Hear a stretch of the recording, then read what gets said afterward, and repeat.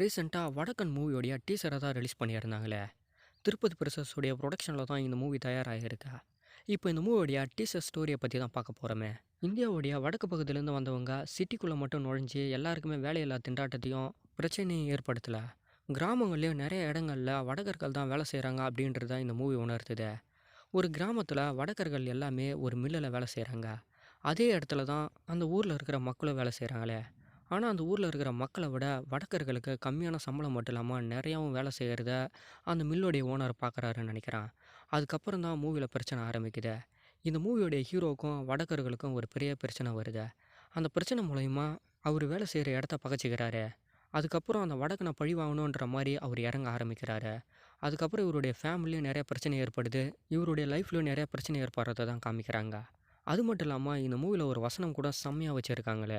வெளியூர்லேருந்து வரவன் இந்த ஊருடைய வடையை சாப்பிட மாட்டானா, அவனுக்காக பானிபூரி பேல்பூரிலாம் செஞ்சுக்கிட்டு இருப்பாங்களா அப்படின்ற போல வசனங்களையும் செம்ம பயங்கரமாக அமைச்சிருக்காங்க. வடகர்களால் தமிழ்நாட்டில் நிறைய பிரச்சனைன்னே சொல்லணும். ரீசெண்டாக திருப்பூரில் கூட தமிழர்கள் எல்லாரையுமே அடித்து துரத்துனாங்க.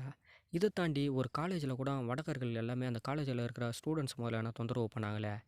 இப்போ இது எல்லாத்தையுமே மெயினாக வச்சு தான் இந்த மூவியை தயாரிச்சிருக்காங்க. இது சிட்டிக்குள்ளே மட்டும் நடக்கல, கிராமங்கள்லேயும் நடக்குது அப்படின்ற போல தான் அமைச்சிருக்காங்களே. கம்மியான கூலியில் அதிகப்படியான நேரங்கள் ஒர்க் பண்ணால் அவங்க ஊரில் வேணால் ஒரு பொருள் வாங்கலாம். ஆனால் தமிழ்நாட்டில் அந்த மாதிரி கிடையாது. தகுதியான நேரத்துக்கு தகுதியான சம்பளம் கொடுத்தா மட்டும்தான் இங்கே வாழ முடியுமே. ஆனால் அவங்க எல்லாமே இறங்கி இங்கே சம்பாரிச்சிங்கன்னா அவங்க ஊரில் போய் செலவு பண்ணுற மாதிரியா தான் இருக்காங்க. அதனால தான் அந்த சம்பளம் அவங்க எல்லாருக்குமே ஒர்க் அவுட் ஆகுது. இது எல்லாத்தையுமே மெயினாக பேஸ் பண்ணி தான் இந்த மூவியை மேக் பண்ணியிருக்காங்கன்னு நினைக்கிறேன். ஒரு நல்ல எமோஷனல் மட்டும் இல்லாமல் ஆக்ஷன் சீக்வன்ஸ் இந்த மூவியில் இருக்குன்னு நினைக்கிறேனே.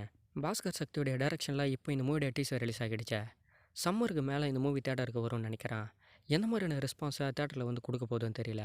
ஆனால் கண்டிப்பாக எல்லாருமே ரொம்ப பெருசாக அந்த மூவியை எதிர்பார்த்துக்கிட்டு போவாங்க.